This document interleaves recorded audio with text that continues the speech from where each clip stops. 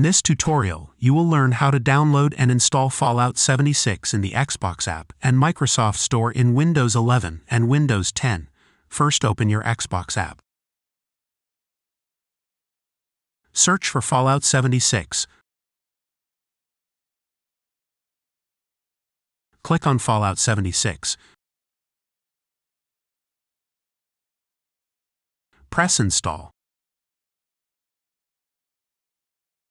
Select your installation drive. Press Install again.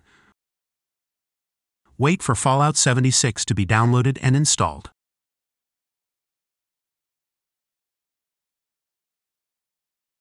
Now launch your game.